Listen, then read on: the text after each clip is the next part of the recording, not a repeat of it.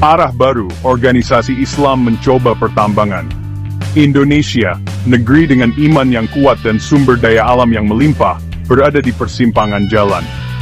Organisasi-organisasi Islam besar mulai memasuki dunia pertambangan, memicu perdebatan tentang dampak lingkungan dan etika. Bisakah iman dan keuangan berjalan beriringan dalam pengambilan sumber daya alam? Ini bukan hanya masalah lokal, ini percakapan global. Pilihan yang dibuat hari ini akan menentukan masa depan Indonesia dan rakyatnya.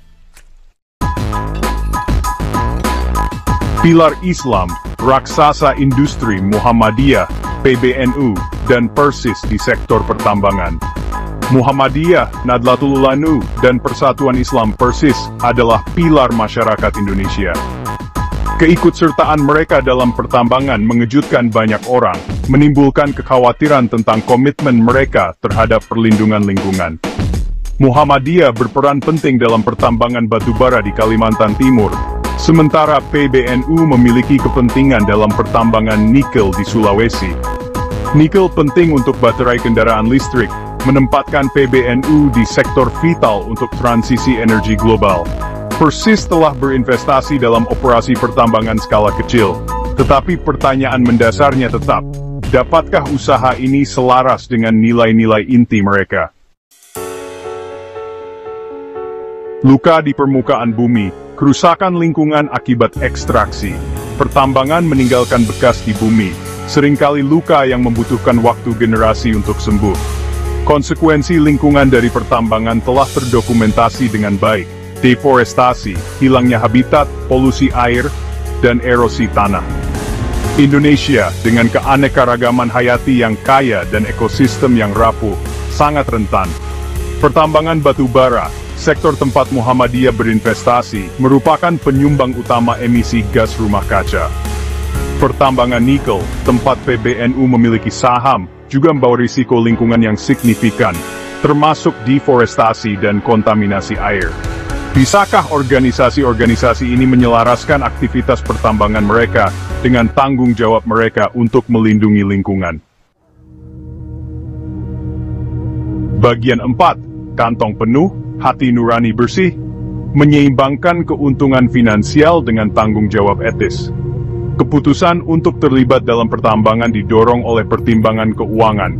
Pertambangan bisa menguntungkan, menawarkan potensi keuntungan yang signifikan untuk mendanai program sosial dan inisiatif pendidikan. Namun, bisakah keuntungan finansial membenarkan kompromi pada prinsip-prinsip etis?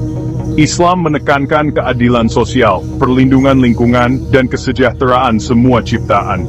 Al-Quran menyatakan, janganlah kamu membuat kerusakan di muka bumi setelah Allah memperbaikinya. Nabi Muhammad menekankan pengelolaan lingkungan dengan mengatakan, dunia ini indah dan hijau, dan sesungguhnya Allah telah menjadikan kalian sebagai pemeliharanya. Tantangannya terletak pada memastikan keputusan keuangan sejalan dengan nilai-nilai inti dan komitmen terhadap masyarakat dan lingkungan. Bagian 5. Dunia dalam krisis, pergeseran global dari bahan bakar fosil dan dilema Indonesia. Dunia sedang bertransisi ke sumber energi yang lebih bersih dan berkelanjutan. Indonesia, dengan cadangan batu bara yang melimpah, menghadapi titik kritis. Negara ini adalah pengekspor batu bara utama, tetapi bergantung pada bahan bakar intensif karbon ini tidak berkelanjutan. Keterlibatan organisasi Islam dalam pertambangan batu bara mengirimkan pesan yang beragam, bertentangan dengan konsensus global untuk beralih dari bahan bakar fosil. Apakah mereka berpegang teguh pada model pembangunan yang ketinggalan zaman, atau bersedia merangkul transisi energi global? Pilihan yang mereka buat akan memiliki implikasi yang mendalam bagi masa depan Indonesia. Bagian 6. Menavigasi perairan yang belum dipetakan. Bahaya kurangnya pengalaman dan aliansi perusahaan. Mencoba pertambangan merupakan langkah yang signifikan dari aktivitas tradisional bagi organisasi-organisasi Islam ini. Mereka kurang pengalaman dan keahlian yang dibutuhkan untuk menavigasi dunia industri ekstraktif yang kompleks. Kurangnya pengalaman ini dapat menimbulkan konsekuensi serius bagi organisasi dan masyarakat tempat mereka beroperasi. Kemitraan dengan perusahaan besar dapat menyediakan modal dan pengetahuan teknis, tetapi disertai dengan risiko, termasuk potensi eksploitasi. Daya pikat keuntungan finansial yang cepat tidak boleh membutakan mereka terhadap konsekuensi jangka panjang dari kemitraan ini.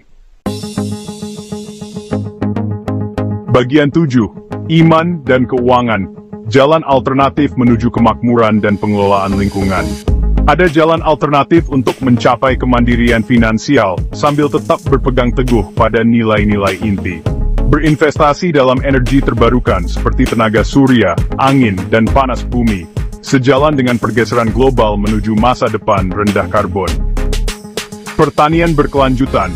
Mempromosikan praktik-praktik seperti wanatani dan pertanian organik dapat meningkatkan ketahanan pangan dan melindungi lingkungan. Organisasi-organisasi ini dapat memanfaatkan jaringan mereka untuk mengadvokasi perubahan kebijakan yang mendorong pembangunan berkelanjutan. Dengan merangkul alternatif ini, organisasi Islam dapat mencapai kemakmuran finansial sambil menjunjung tinggi nilai-nilai etis dan melindungi lingkungan.